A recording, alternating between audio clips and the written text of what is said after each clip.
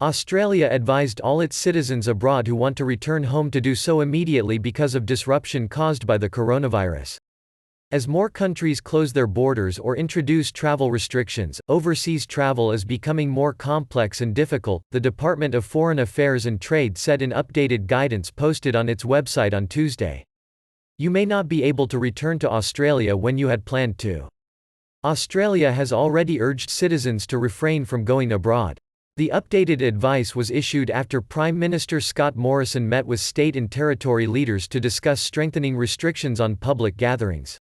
The government has banned gatherings of more than 500 people, but several state leaders are pushing for the ban to extend to any event with more than 100 people. Representatives for Morrison did not immediately respond to requests for comment. Australia has from Monday required anyone arriving from overseas would be required to self-isolate for 14 days. It has stopped short of taking tougher measures such as closing schools or imposing curfews.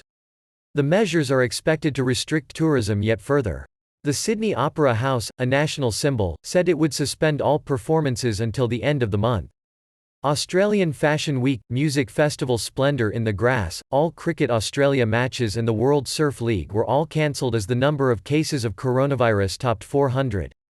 Despite Australia lagging behind other countries in the number of coronavirus cases, officials are growing increasingly concerned about exponential growth in infections. New South Wales, the most populous state, on Tuesday recorded its highest one-day rise in infections so far. Tourism accounts for 3% of Australia's economy. Tourism Minister Simon Birmingham said the government planned to do everything we possibly can to help tourism businesses, and left open the possibility of a bailout for Qantas Airways Limited and rival Virgin Australia Holdings. Qantas said on Tuesday it was cutting international capacity by around 90% until at least the end of May. Virgin announced deep capacity cuts last week. The Australian Financial Review said Australia will offer refunds and waive fuel excise duties, measures worth $715 million Australian dollars, $430 million to help the industry.